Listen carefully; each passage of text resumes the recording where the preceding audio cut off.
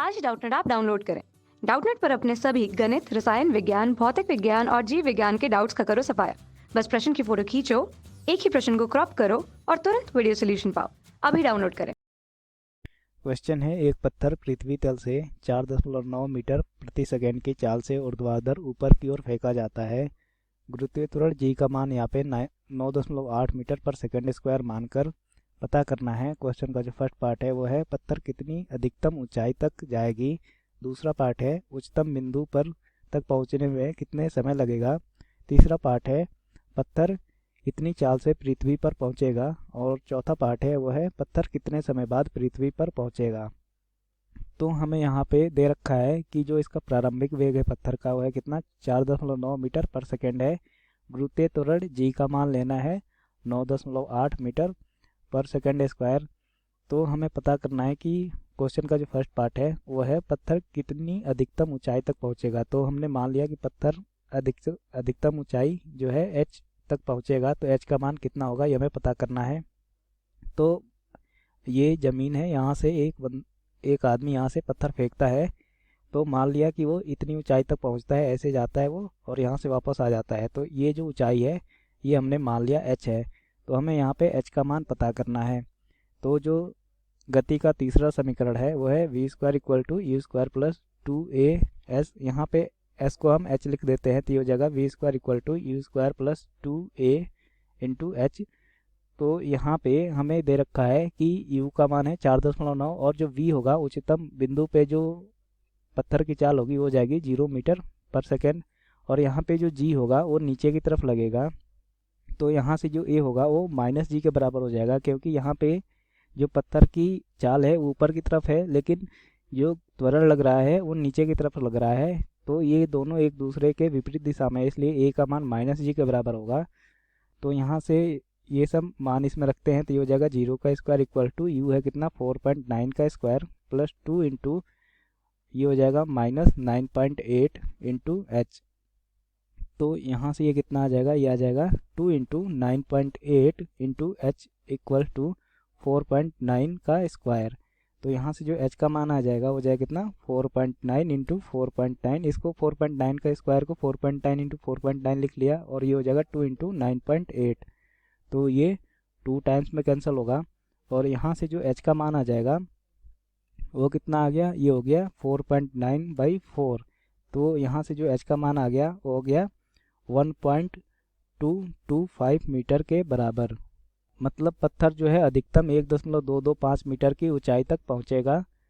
तो ये हमें क्वेश्चन का फर्स्ट पार्ट मिल गया। अब दूसरा पार्ट है कि उच्चतम बिंदु पर पत्थर कितने समय में पहुंचेगा। तो मान लिया कि जो उच्चतम बिंदु है ये यहाँ तक पत्थर t सेकंड में पहुंचता है। तो इसका दूसरा पार्ट निकालते हैं। इसमें पूछा है t का मान क्या होगा। तो जो उच्चतम बिंदु है वहाँ पे v का मान तो 0 हो जाएगा, u दे रखा है 4.9 मीटर पर सेकेंड। तो जो गति का प्रथम समीकरण है उसको लगाते हैं, तो ये हो जाएगा v equal to u plus a t के बराबर और a जो है -g के बराबर हो जाएगा, क्योंकि वेग और जो त्वरण है वो एक दूसरे के विपरीत दिशा में है। तो ये हो जाएगा 0 इक्वल टू 4.9 प्लस ये हो जाएगा -g मतलब -9.8 इंटू टी के बराबर।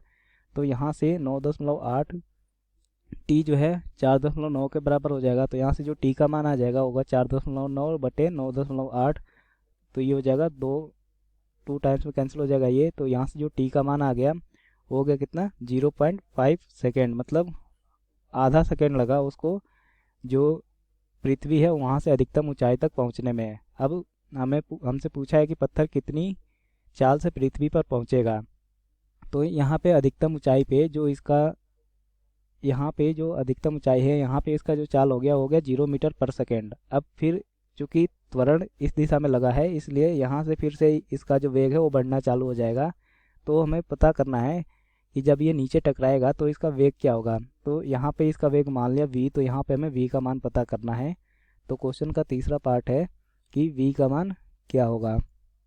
तो यहाँ से चूँकि t समय में ऊपर गया है, t इक्वल टू 0.5 समय में, तो t इक्वल टू 0.5 समय में वो नीचे भी आएगा। तो v equal to u plus a t से यहाँ पे u का मान 0 हो जाएगा और v हो जाएगा कितना 0 प्लस a दे रखा है कितना। अब चूँकि a जो है, चूँकि अब पत्थर नीचे आना चालू करता है और जो गुरुत्वीय त्वरण है वो भी नीचे है, तो यहाँ पे ए का जो मान होगा वो पॉजिटिव जी के बराबर हो जाएगा। तो ये हो जाएगा कितना 9.8 इंटू टी का मान दे रखा है कितना 0.5। तो यहाँ से जो वी का मान आ गया वो कितना हो गया, ये होगा 4.9 मीटर पर सेकेंड। मतलब जब पत्थर पृथ्वी से टकराएगा तो उसका वेग होगा 4.9 मीटर पर सेकेंड, और ये जो वेग होगा वो नीचे की तरफ होगा।